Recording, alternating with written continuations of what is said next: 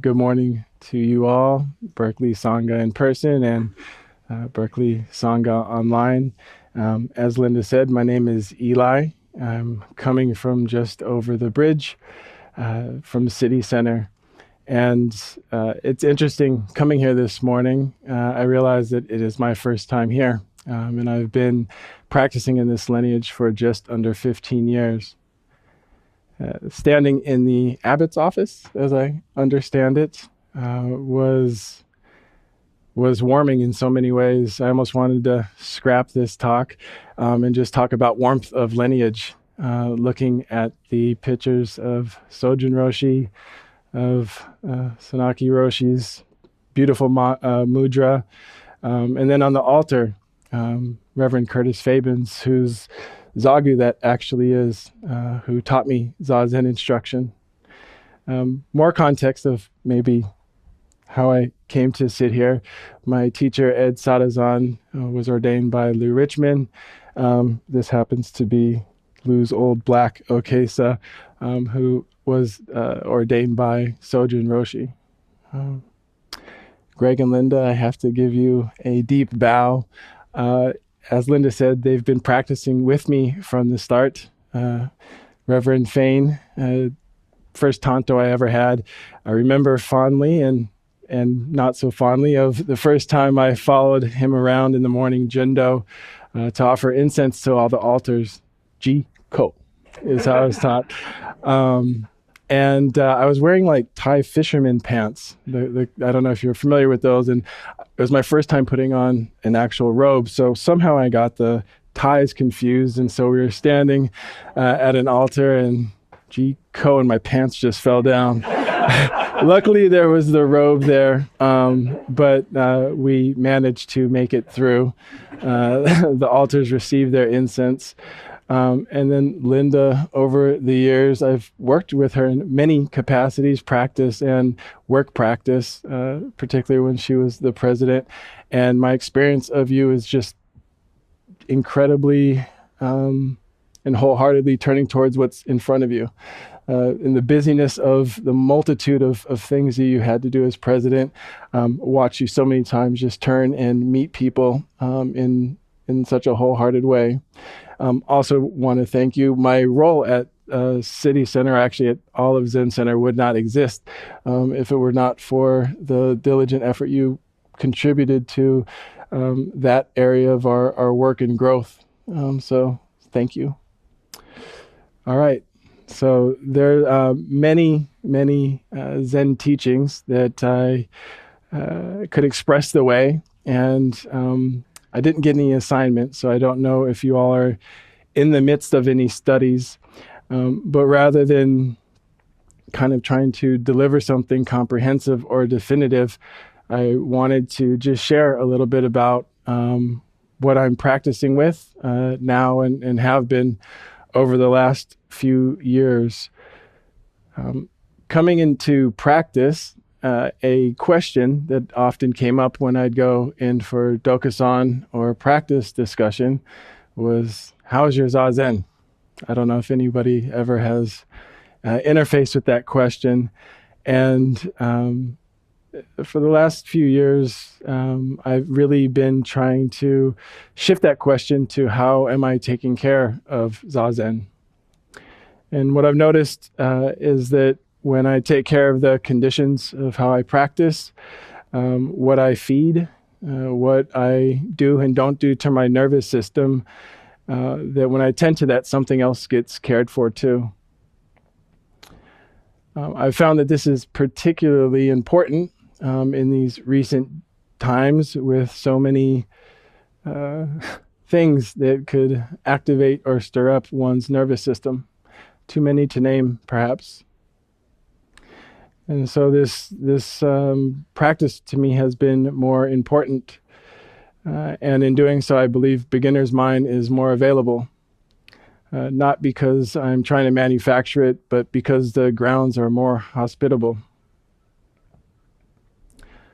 So before saying too much more, I wanted to take a moment to actually engage in this practice. I don't know where you arrived from this morning, but I arrived from getting my 8.5-year-old, who I have half time, to a birthday party and fed. And I also had morning program at City Center. So I don't know where you're coming from, but I'd like to take a moment to just fully arrive here. So I'm going to take us through a somewhat typical meditation. So you can lower your gaze or even perhaps close your eyes if that's comfortable. And the instructions that I will give are quite ordinary to meditation. However, I've noticed that they've become kind of just checkpoints rather than really just trying to deepen these invitations in the moment. So go ahead and just close your eyes for a moment. And we're just going to let the body arrive so that when we sit or are here this morning together, we're not carrying over the momentum from this morning or perhaps this week. So just go ahead and start to notice the points of connection to the chair or cushion where you're arriving. And really as a means to connect with that sensation fully, not just coming to sit or what we do before we sit. Notice how the body meets the cushion, the weight of the pelvis. Really trying to feel into the steadiness of what is holding you.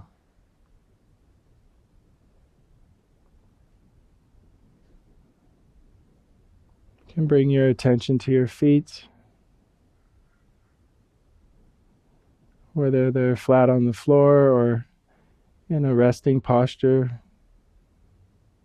Just really taking the time to notice the sensation.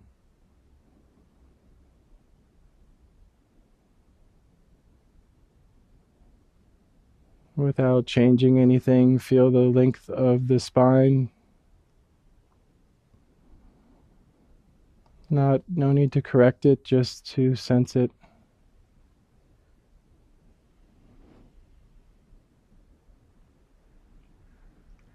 Noticing the hands, where they're resting.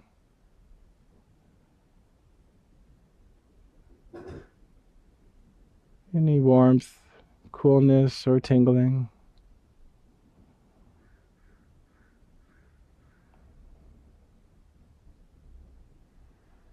And then finally bringing attention to the breath, not to control it, just simply to notice where it's most obvious.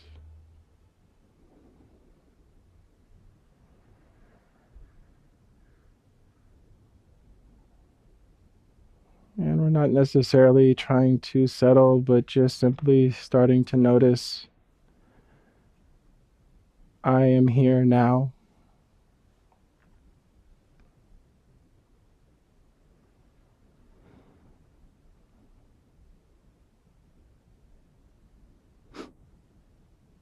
So thank you for joining me in that practice. And as I said, I'm starting this way because beginner's mind is not something we create. It shows up when the body is where it is and the mind's not ahead of itself. Beginner's mind is not a mental posture, but it's a state of availability. And availability depends on conditions. Our founder, Suzuki Roshi, said that the key point is this: you must have your mind and body, everything should exist in the right place. So taking care of Zazen begins with taking care of how we arrive. There's a chapter that you may be familiar with in Zen Mind, Beginner's Mind, called Mind Weeds. And so I couldn't take a direct quote, so I kind of clumped together a bunch of it. But Suzuki Roshi says that thoughts, habits, judgments, and preferences arise on their own, just as weeds grow in a garden. This is not a problem to fix. It's simply the nature of mind. Practice is not about eliminating these weeds or forcing the mind into a particular state. It's about tending the garden with care. When we sit Zazen, we're not trying to make something special happen. We are learning how to notice what arises without being disturbed by it, and how to take care of the conditions without aggression or self-judgment. When the weeds of the mind are cut, nourishment is available. And so this nourishment comes from not forcing, but just simply trusting the ground itself. So a little bit about how this question emerged for me. I don't know if any of you have this experience, but when I came to practice, it was relatively easy to, I think, engage with this thing we call beginner's mind. I didn't know what I was doing or what I was getting into. It was just me and the wall in 40 minutes. It was just simply how I arrived.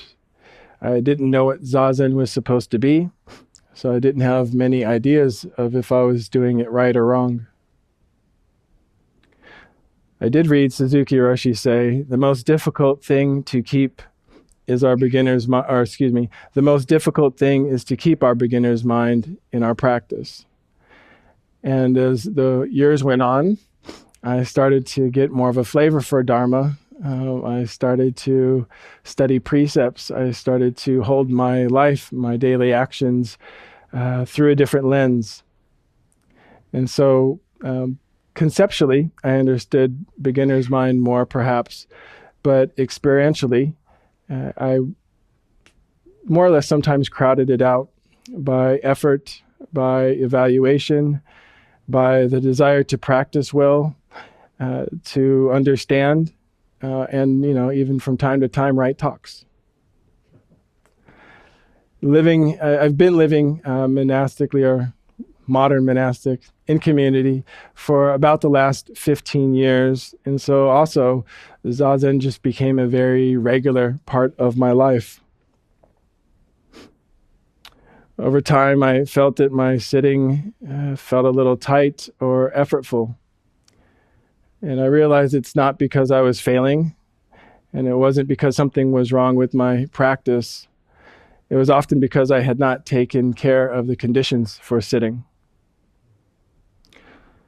So it's not about what am I doing right or wrong in my Zazen, but what does Zazen need right now? And this question somewhat softened things. So I often like to have what I call table talk politics at Zen Center and deep dive into certain discussions. And one thing that I've been aware of, or I speak to, is that people have been practicing this tradition of just sitting for millennia. And one thing that I want to name is that our ancestors practiced without electricity, without screens, without infinite scroll, without constant interruption that many of us live inside now. They did not wake up carrying the emotional residue of dozens or hundreds of people they encountered through media all before breakfast. And today many of us move through a kind of attentional fire hose. News, email, messages, images, opinions, more opinions, courage, outrage, comparison, all arriving faster than our bodies and our systems have evolved to metabolize. So I think when we sit down to practice, we're nowhere near maybe neutral stance. And I know Dogen and fellow practitioners all suffered, all dealt with greed, hate, and delusion. But I am a little challenged to think that on a physiological level, as intensely. So I'm just trying to look at the conditions in that. And once I started to think about that, I started to shift a lot of my patterns. So a big question for me throughout the day is, what am I feeding? Not just physically, mentally, or emotionally. Knowing that some inputs feed separation, polarization, certainty, comparison, definitely the subtle or not so subtle sense that someone else is the problem.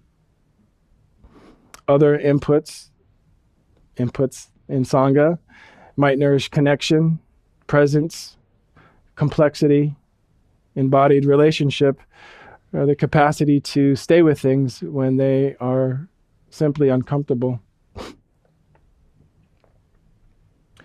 And we know Zazen does not exist apart from this. It's not something that we do after consuming everything else.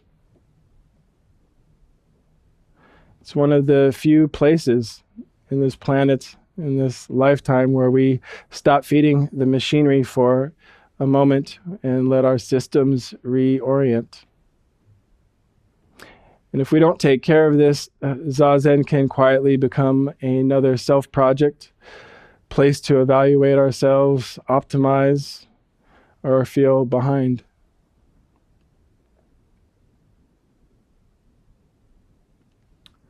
So I thought it might be helpful to talk a little bit about motivation. And I know that Zen, tells us not to engage with a gaining mind. However, at the same time, the world is asking something from us. I may have mentioned, I don't know if I mentioned, I have an 8.5-year-old daughter. And part of the reason I ventured off on this Zen path more than a decade and a half ago was because I read a book called Singularity and saw the kind of maybe writing on the wall of where we were headed, and had not an existential crisis, but did really reassess what I was doing with my time, energy, and existence. So I'm still into that kind of thing.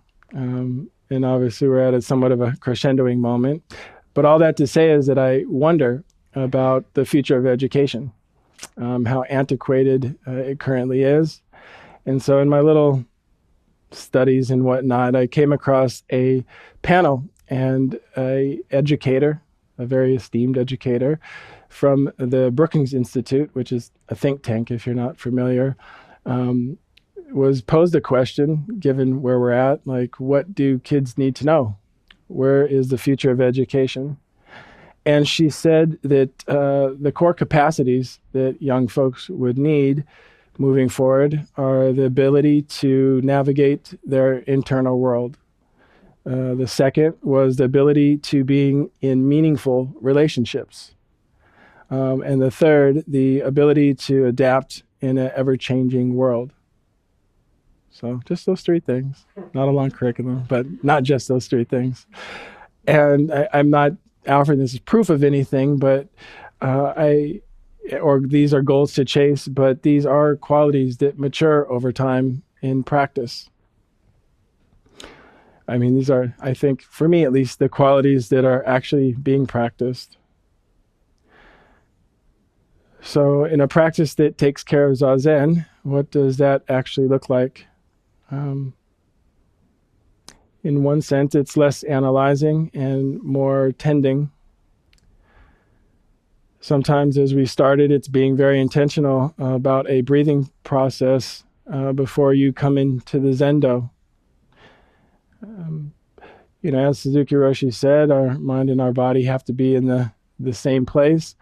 Our body is never outside of the present, so I really feel it's up to us to help bring the mind and our attention here and now.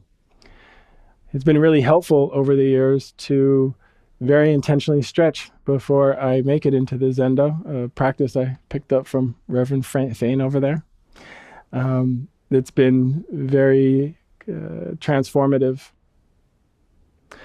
Right now at City Center, some of you may know Christine Lanier, who is a former abbot of City Center, is moved back into the building. I'm so joyed to lead a practice period, and her specific instructions to us is to spend the first half of our morning sitting together doing very intentional grounding practices. Not to just do Zazen, but to really actively try to settle ourselves collectively.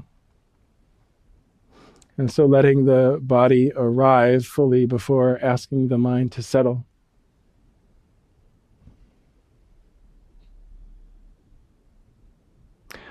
Off the cushion, she's given us a couple of practices. One is to just slow down a little bit in all of our activities. So I extend that to you. It doesn't have to be in a slow, dramatic way, but just in a micro sense, just a slowing of the mind, slowing of the actions. And for me, the slowing really has been more of a mental overlay and a kind of psychological steadying, more so than the body. Another practice she invited us to do is before we talk, to ask ourselves, why am I speaking? Right? And this came up for me earlier this morning as I was driving here, and I had to use my horn. But I didn't use my finger. I didn't say anything out loud. For me, this is a big step. I've came a long ways. But I really do mean this with a level of seriousness. A secondary question that I'm adding on is, what am I feeding with this response?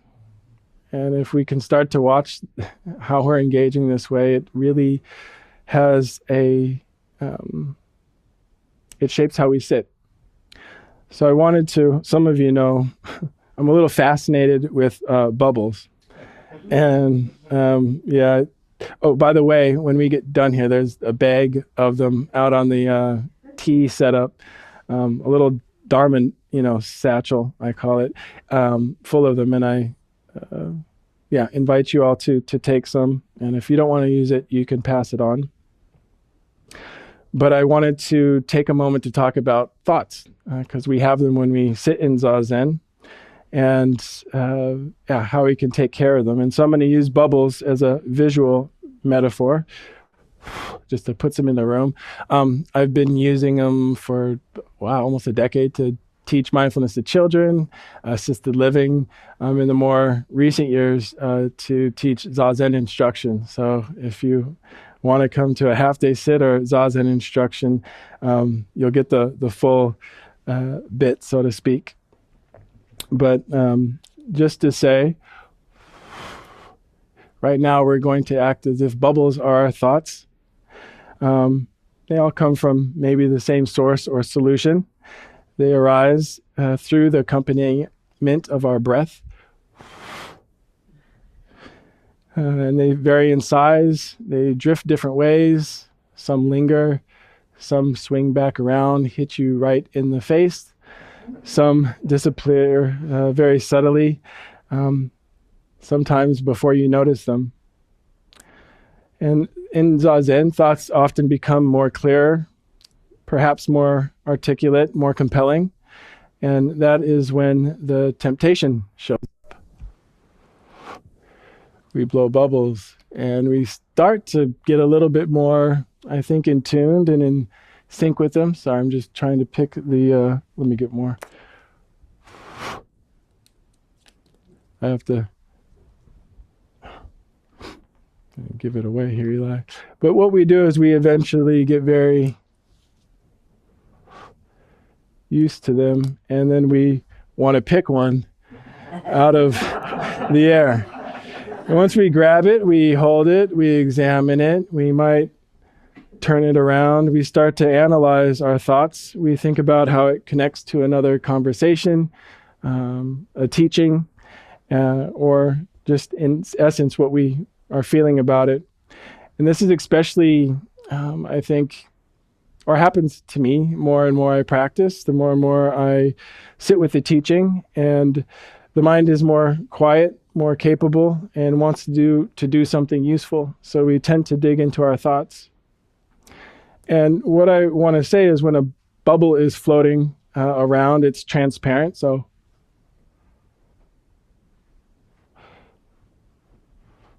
trying to get a big one here for you all, sorry.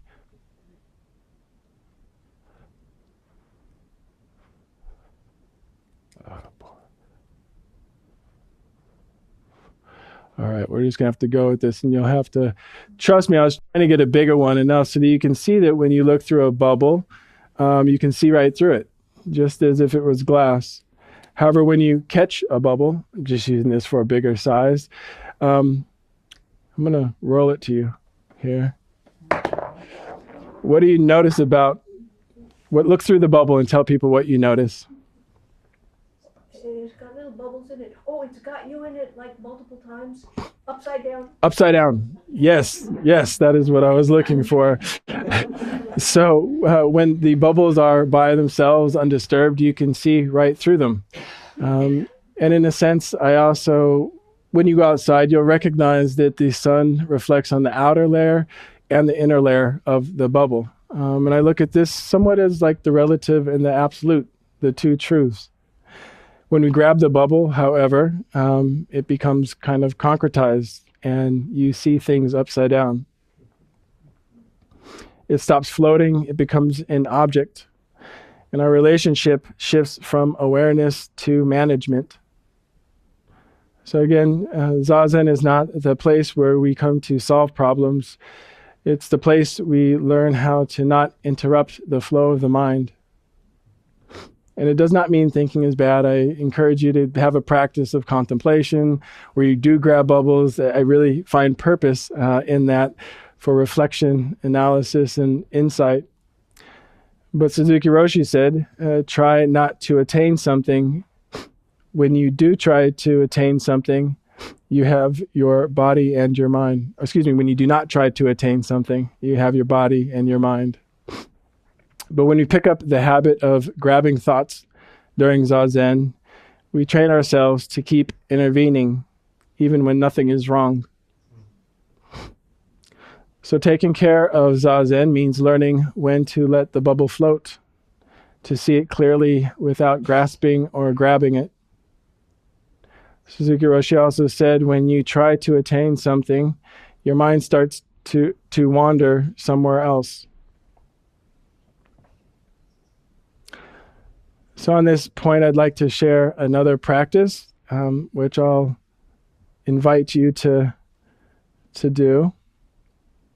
And it's I think, trauma-informed mindfulness exercise that I learned from, I think his name's David Treleaven, but he probably knows, you can correct me, which I just built off of.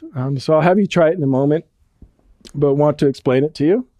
So first, you're going to have a hand. We all have hands and different fingerprints. And in the palm of our hand, let's say we're born, we have our Buddha nature. We may be trying to offer our authentic self or a gift to the world. And what happens is our fingers, our conditions, our nervous system starts to close and makes that what's in the palm of our hand sometimes feel inaccessible. So now I will speak to how my conditions were formed. We all have different conditions, but I'll say that this pinky was just learning at some point. I'm fearful. At a very young age, stuff scares me. The next finger is knowing that there's this thing called judgment in the world. The next one, comparing mind. I don't know if it was looking over at someone else's stick figure and feeling a little some way, but that started to close. Uncertainty about love or belonging, that our sense of love or sense of belonging is not maybe up to us. It's contingent on some other external factor. So those close, and then good old thumb, self-doubt, locks it in. So we have a fist. So I don't know how your fist is created. It could be from abusive relationships. It could be from, hard family life. It could be from divorce, many different things. But when I was speaking to those are really what is at the basis of those other aspects. So I'll have you form your fist in a moment. The other hand, we're going to call the hand of awareness. All right, simply awareness. It's what we bring to our Zazen practice. So go ahead and you can have your hand of awareness open, And take a moment to identify that fist and how it closes. And then go ahead and make that fist, and you can just lie it on, each can be on one knee. And you don't want to make it too tight, but you do want to have somewhat of that a closed sense.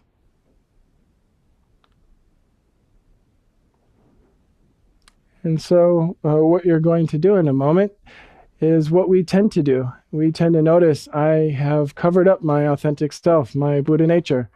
And so we go to practice or a therapist or someone, and we try to open up that hand. So you can take your hand of awareness and feel what it's like to try to pry your hand open, pulling at the fingers. Of course, you are going to keep that hand closed, but just to feel the tension that is created. And then you can go back to a resting posture, leave your fist closed, but your hand of awareness can return to the opposite side. And just for a moment, sense into the body how that felt. The somatic experience of trying to force your hand open. And now go ahead and take the hand of awareness and put it on your chest or your hara. And for a moment, breathe in awareness of compassion, or if you have a metta practice, but just starting to bring a sense of warmth and care to the hand of awareness. Perhaps you might notice your heartbeat. And now when you're ready, go ahead and just place the hand of awareness underneath the fist, just letting the fist rest in that hand. And however it works for you linguistically, communicate the hand of awareness to the fist. I see you. I'm here with you. You have every right to feel how you feel and to be how you are. I'm just going to sit here with you. And we're going to breathe.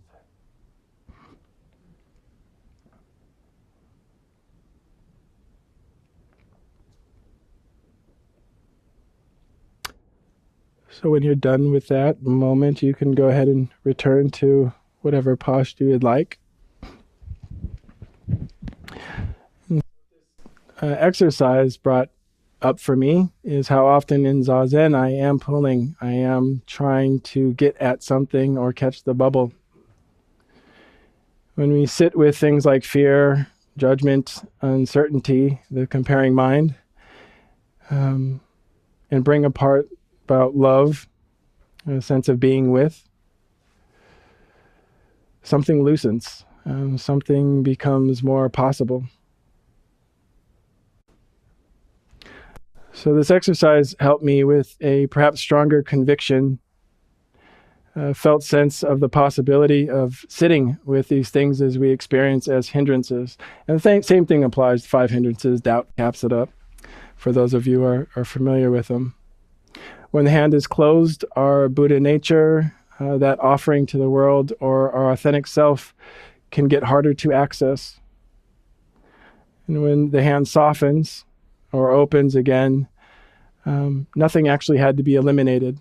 So it's not getting rid of your fingers, but being able to use them more appropriately. Because you do have to form a fist sometimes. And I always, again, reference Greg in a Dharma talk that he gave at Tassajara when we were studying the Heart Sutra. No hindrance, no fear was his favorite line. And so I keep that in the back of my mind. Also, a talk you gave, Linda, at City Center, I think in like the 18s or something, where you're referencing Amida Buddha behind you, the one that's right there. And I think this was the sign for fearlessness, was it? Yes. And so I'm often reminded about that with this open hand. This bodhisattva path is one of fearlessness. And not that we cut off fear, but we become intimately close to it without fleeting. And so Zazen, or taking care of Zazen, means learning how to make room for what arises without collapsing into self-judgment. I'm going to wrap up here because I want to give some time for comments or questions. So we'll, I guess, loop back to where I began. Some of us come to practice hoping that Zazen will take care of us. And over time, something else becomes possible. We take care of how we arrive, what we feed, what we relate to when it comes to thoughts, and how we treat ourselves when things get messy. When we do that, beginner's mind appears, not as a performance, but as a response to care. So you may or may not have identified with anything that I touched into today. Often we say that we offer talks to encourage your practice. I'm simply encouraging you to take care of your practice in whatever way is useful. So if anything today touched you with curiosity, resistance, recognition, I invite you to carry that into your next sit. Let your own experience finish the teaching. Yeah, and in the world we're in right now,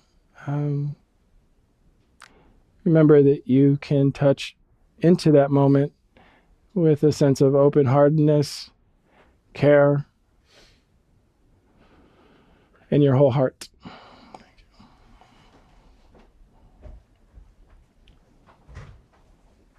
So I think we do questions now, perhaps.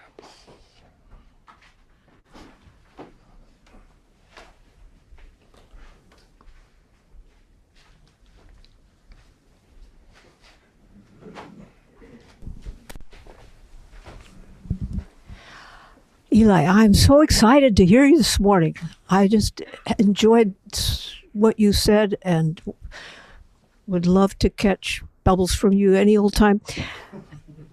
I actually going to ask two questions, and if that's too greedy, just choose one or the other. The first one is you cited weeds from, Suzuki Roshi. And I was thinking of my son who recently started to meditate, and he's also a professional gardener, landscaper. I thought, this would be a good metaphor for him. But the thing is that I imagined he'd say, but you have to dig up the weeds and get rid of them, which isn't quite how I think of dealing with problematic thoughts in Zazen. So what would you tell him? That's question number one. Question number two. Can we do question number one before we do question number two? Just because I have a hard time as it is. Thank you for the question. What's your name? What? Can I have your name? Linda's my name, Linda. I'm the other Linda. Okay, nice to meet you. I've seen you in various configurations on the path.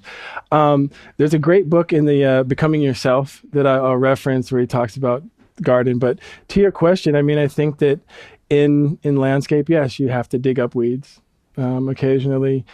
In our Zen practice, we aren't supposed to grab the bubbles, rip the weeds out, or open the hand, but just be with them. And I think what I'm maybe suggesting, or in my experience, we have to do the tending off the cushion. And we do have to, it's almost preventative or after the fact weed pulling. We have to recognize when we're overstimulated, overtaxed, past our limits, intaking something maybe that is not going to be able to metabolize in our subconscious. And so, for me, I'm trying to do this as best as I can on the cushion. Off the cushion, my hands are an activity. And that's, everybody has their own bandwidth or their own flavor of garden that they want to have. Some weeds have flowers and are beautiful. So we have to use discernment to each his own. But I'm trying to just advocate that we give ourselves the gift of Zazen with a little bit more intention and fully. So part 2? Okay, you can. That's somebody else. Okay. And do we online? There's somebody. Can we? There's 2 folks online. I'd like to. Because you all can like talk to me and blow bubbles outside, but. Thank you so much for a rich and engaging talk. Very helpful. The kid in me needs to know what I need to know. I'll be re-listening to this talk. I'm so glad it's recorded. Could you tell us again the 3 things that kids need to know? Yes, thank you for that, Libby. I'm sorry, I can't see. But one is learning how to navigate their internal world.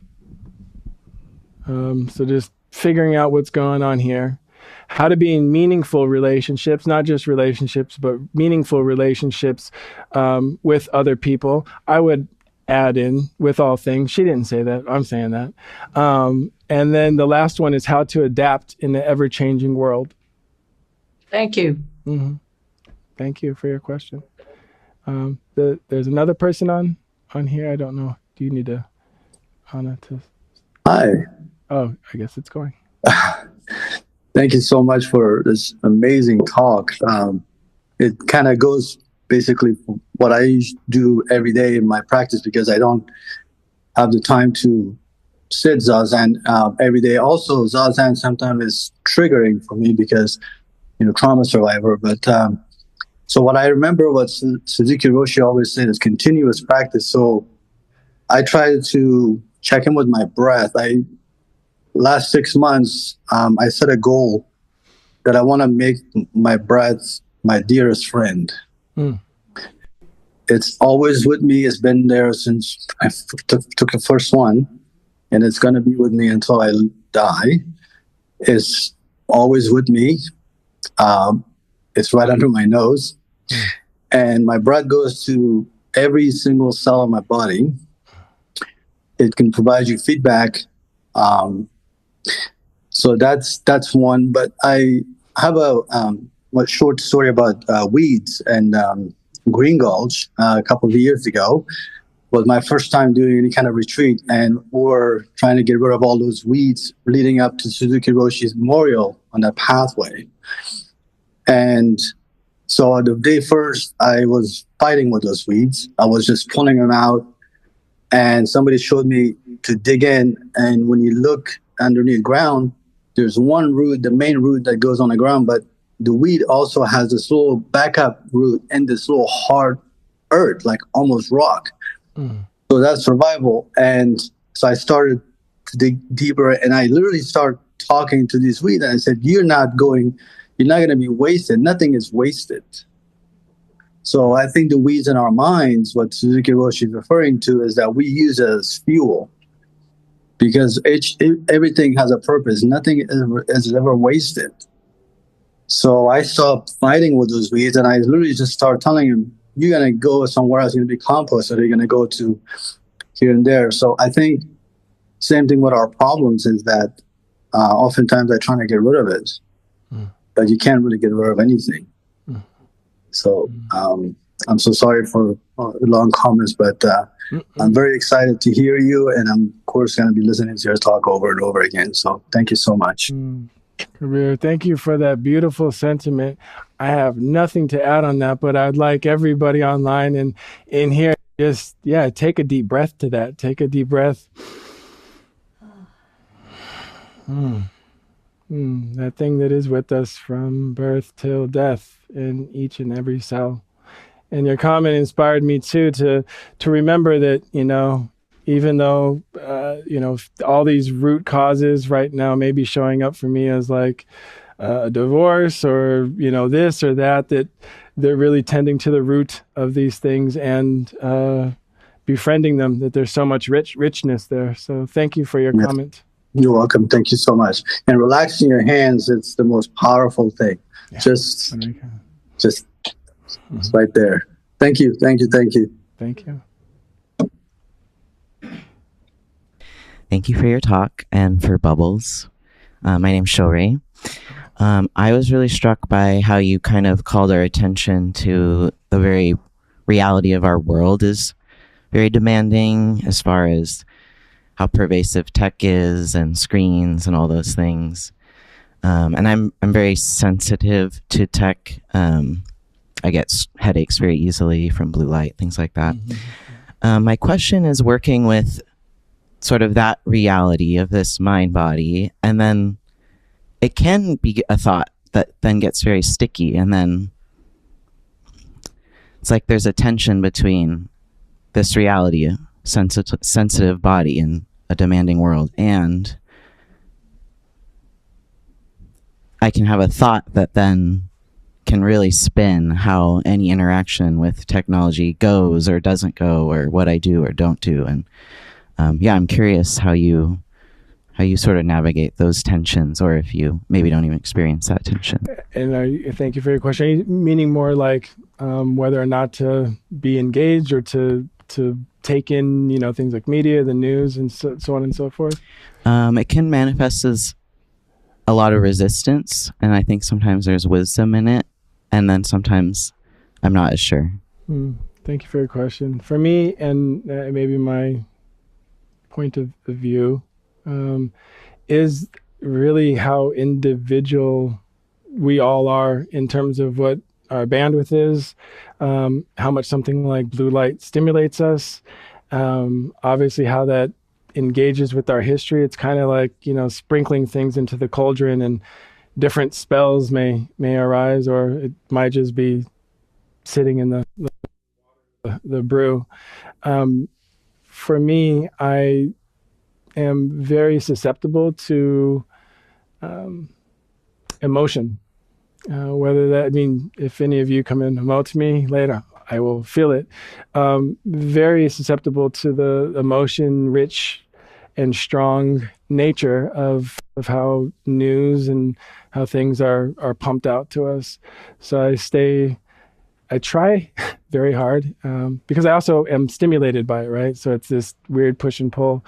I try to be clear about what is relevant for me to know, what's an additive, and then literally the physical nature of how things come.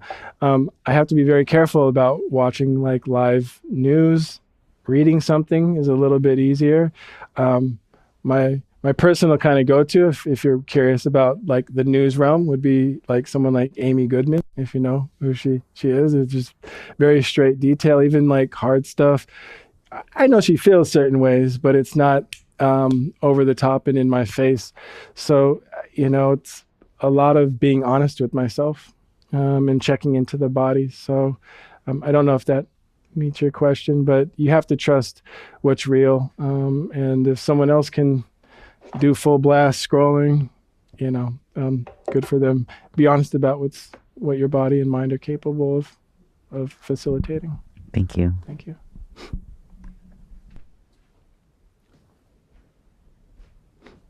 I think we might have time for one or two more. Then I hear the dawn's going to start looking at me. Can everyone hear me? Yeah. Okay. The online might not be. Oh, okay. Yeah. So I had unexpected, am I wrong, but backwards responses to the exercise. I can't use, could you hold this for a second? Like at this point, I'm trying to pull my hand apart and my hand is resisting, but I'm feeling like someone's trying to rescue me. And I feel seen, and I experience hope. And then when my hand's like this, with my hand under, I'm clenched with anger. And it's not so much that the hand is like bothering me, it's more like it's safe to feel angry. And I know that this will remind me of someone with more trauma than me. So I'm wondering how that fits in with the way the exercise was intended, I guess. Thank you for sharing that. And yes, these exercises, especially when it comes to somatic things and when we bring forth, our ancient twisted karma or our suffering, we'll have different responses. One thing I want to say is that this is, as I understand it, the posture for Zazen. And what can I see? What's there? There's even depth in learning in that. This pulling thing, I do think is actually relevant. I don't want to say you shouldn't pull. I do this pulling in in visits to my therapist, or in Dokusan, practice discussion. You do some of this pulling. My work practice, I do some pulling as well. So I think that I'm just advocating, just as we're not grabbing the thoughts or bubbles in Zazen, that we're not trying to force something in Zazen. So I don't know if that made sense to you, but yeah, thank you. Maybe we'll take one more, and then I hear that we have a pretty hard stop for tea and cookies. So, thank you so much for your talk. I much appreciated it, and thanks for that exercise.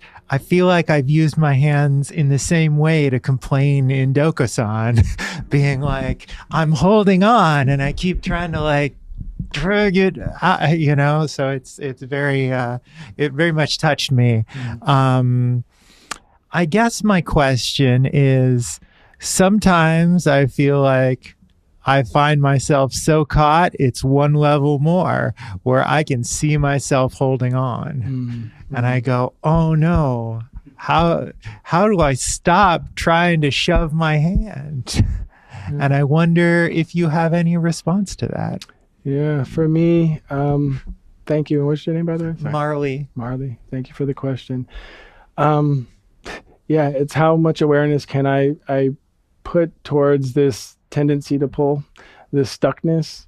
And again, trying to understand who's doing the tugging when that happens. Often my tugging comes from external influences and not my own kind of centered nature.